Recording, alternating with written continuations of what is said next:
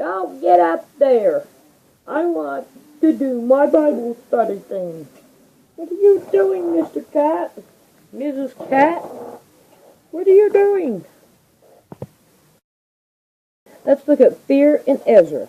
Let's go to chapter 3, and we want verse 3. And they set the altar upon the base, for fear was upon them because of the people of those countries. And they offered burnt offering unto the Lord, even burnt offering morning and evening.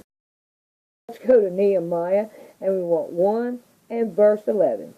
O Lord, I beseech thee, let now thine ear be attentive unto thy prayers of thy servant, and to the prayers of thy servants who desire to fear thy name, and to prosper. I pray thee, thy servant, this day I grant him mercy in the sight of this man, for I was king's cupbearer. Let's go to chapter 5 and 1, verse 9. Also I said, it is not good that ye do. Ought ye not to walk in the fear of our God, because of the reproach of the heathens, our enemies? Let's go on down to 19. Think upon me, my God, for good, according to all that I have done for this people. Go to chapter 6 and 1:14. My God, think upon Tobiah and Sanballat according to their works, and on the prophets and the rest of the prophets that should have put me in fear. Going down 19. Also they report this good deed before me, and uttered my words to them, and to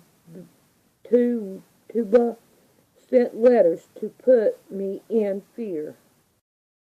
Let's go to the book of Esther, and we want chapter 8 and 17. And in every province and in every city wheresoever the king commandment and his decree came, the Jews had joy and gladness, a feast and a good day. And many of the people of the land became Jews, for the fear of the Jews fell upon them. Let's go to chapter 9, we want 1 through 3.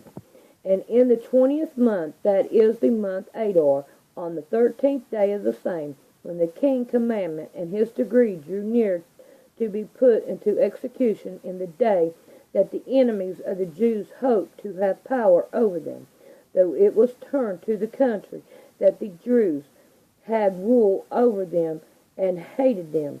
And the Jews gathered themselves together in their cities throughout all the province of the king of Ashur, to lay hands on such as sought their hurt, and no man could withstand them, for the fear of them fell upon the people. And all the rulers of the province, and the lieutenants, and the deputies, and officers of the king helped the Jews, because the fear of Mordecai fell upon them.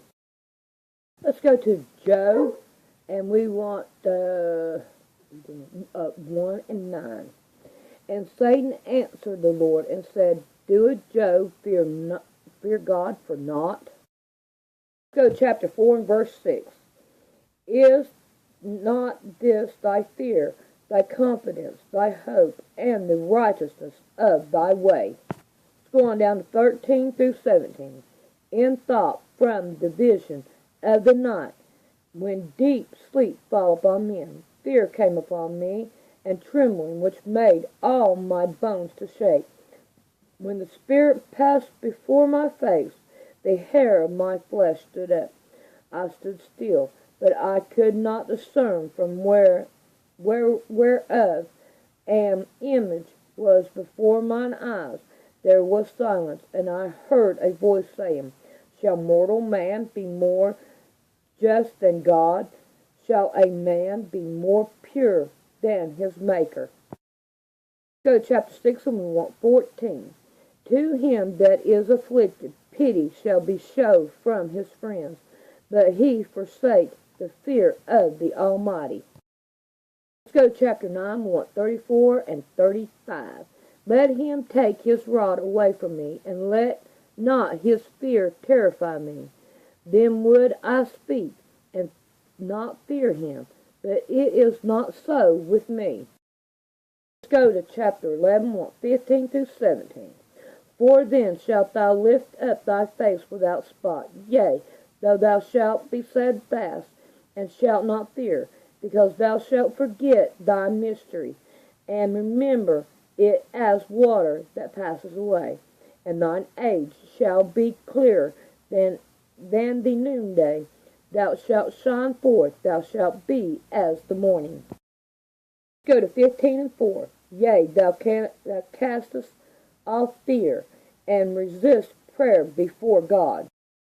Let's go to 21 and 9. Their houses are safe from fear, neither is the rod of God upon them. Let's go 22 and 4. Will he reprove thee for fear of thee? Will he enter in with thee into judgment? Let's go on down to 10 and 11.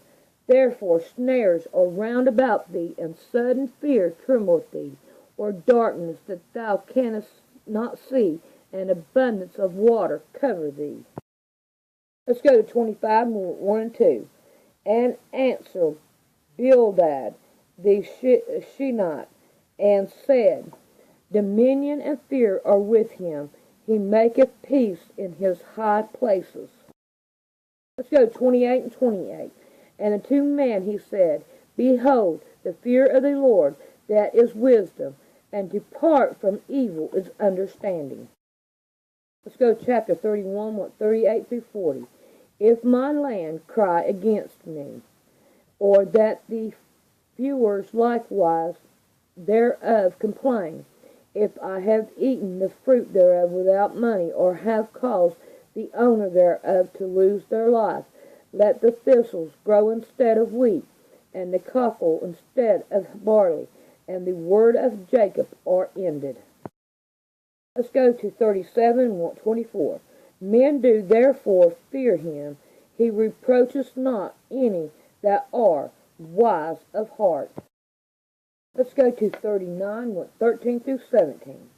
Grievest thou the goodly wings unto the peacock, or wings and feathers unto the ostrich, which leaveth her eggs in the earth, and warmeth them in dust, and forgetteth that the foot may crush them, or that the wild beasts may drink them, or break them, She is hatred against her young ones, as though they were not hers.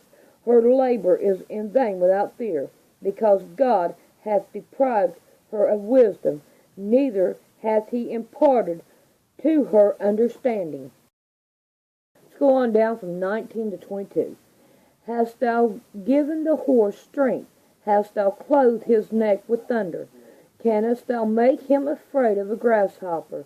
The glory of his nostrils are terrible. He paweth in the valley, and rejoiced in his strength. He goeth on his meat, the armed man. He mocketh at fear, and he's not afraid, neither turneth he back from the sword. Let's go to 41 and 33. Upon earth there is not his like, who is made without fear.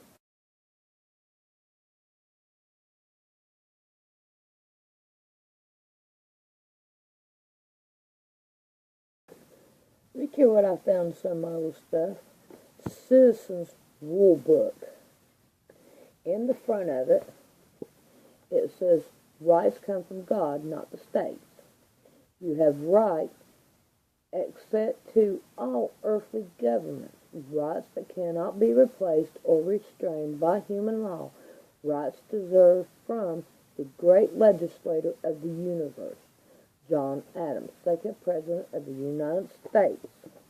Now, in the back of it, right there it says, proclaim liberty. Inscribed on your hollowed liberty bell, there are words, proclaim liberty throughout all the land and to all the inhabitants thereof. And then it goes, government is not reason. It is not eloquent. It is forced like fire. It is dangerous, servants, and fearful master, George Washington. Woe to those who disagree, unjust statutes, and to those continually record unjust decisions, to deprive the needy of justice, and to rob the poor of my people of their right. Isaiah 10:1-12. Now, Obama today declares the absolute authority over the New World Order over you. And this is the website you can go to get it. Sorry it's separated, but it's all together. But you can go there and you can see it.